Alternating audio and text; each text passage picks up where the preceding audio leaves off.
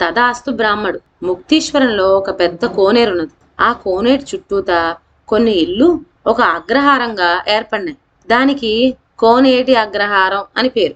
అగ్రహారపు బ్రాహ్మణులలో కుక్షిపావనమైన వాళ్ళు ఉన్నారు. వాళ్ళు నామకరణం మొదలుకొని పెళ్లిళ్ళ వరకు నువ్వా నేనా అని చేయించగలరు. వాళ్ళ ఆదాయం కూడా పుష్కలంగానే ఉంటుంది. ఆ పురోహితులు గాక అగ్రహారంలో మరి 200 వరకు బ్రాహ్మణ గడపలున్నాయి. అయితే వీరికి మంత్రాలు అవి ఏమి రావు. మరి వీళ్ళకు వృత్తి ఏమిటయ్యా అని అడుగుతారేమో.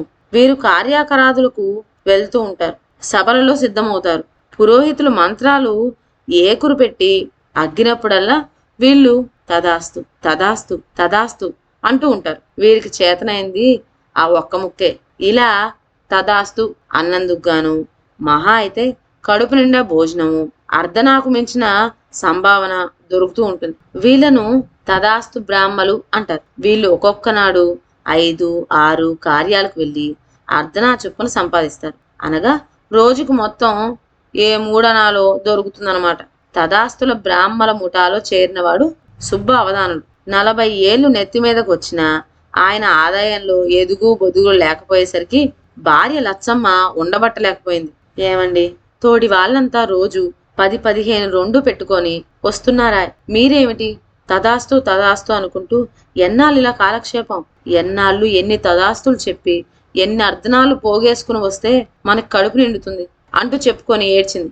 ఎంత చేతకాని వాడైనా అవధానులకు పౌరుషం వచ్చింది. వెంటనే బయలుదేరి దూరదేశం వెళ్ళాడు. గుడి పండితులను ఆశ్రయించాడు. అన్ని కార్యాలను చేయించడానికి తగిన మంత్రాలు క్షణంగా నేర్చుకొని తిరిగి దేశం వచ్చేశాడు. సుబ్బావధానులు గొప్ప విద్వాంసుడని, పెద్ద సిద్ధాంతాల జాబితాలు చేరిపోయాడని పేరు పడింది. పెద్ద పెద్ద పౌరోహిత్యాలకు కూడా ఇప్పుడు అవధానులకు పిలుపులు రాసాగినాయి. ఇది చూచి అనాదిగా ఉంటున్న పురోహితులందరికీ కన్నెర్రైపోయింది.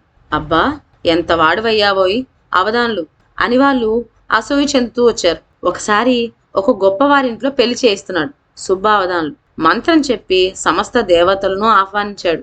మంత్రం పూర్తి కాగానే పూర్వపు అలవాటు చొప్పున ఒక్కసారి తదాస్తు అనేశాడు. పురోహితులందరూ ఎప్పుడు అదును వస్తుందా, ఎప్పుడు వీడికి ఉద్వాసం చెప్పుదామా అని కనిపెట్టుకొని ఉన్నారా. ఇప్పుడు వాళ్ళు అవధానుల్ని దూయబట్టారు. వీడికి ఏమీ చేత కాదండి, తదాస్తు అనటం తప్ప అన్నీ అపశృతులే పలుకుతున్నాడు అంటూ యజమానితో చెప్పి ఆయనను అవతలకు సాగనంపించారు. అవధానులు ఇంటికి వెళ్ళగానే లచ్చమ్మకు ఈ సంగతి తెలిసి, ఎన్నాళ్ళు చదివితే ఏం లాభం, కుక్కతోకకు వంక తీగల వాళ్ళెవ్వలు, వెళ్ళండి, మళ్ళీ చెంబు మీరు తయారై తదాస్తు అంటూ కూర్చోండి అని విసుక్కుంటూ మనసులో ఆవేదన వెల్లడించింది. నాటి నుంచి సుబ్బవధానులు మళ్ళీ తదాస్తు బ్రాహ్మణుడుగానే ఉండిపోయాడు. ఇదండి వాళ్ళ కథ. మరొక మంచి కథతో నెక్స్ట్ వీడియోలో కలుద్దాం. అంతవరకు సెలవు.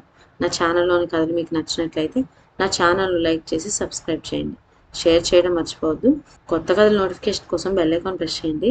Thank you.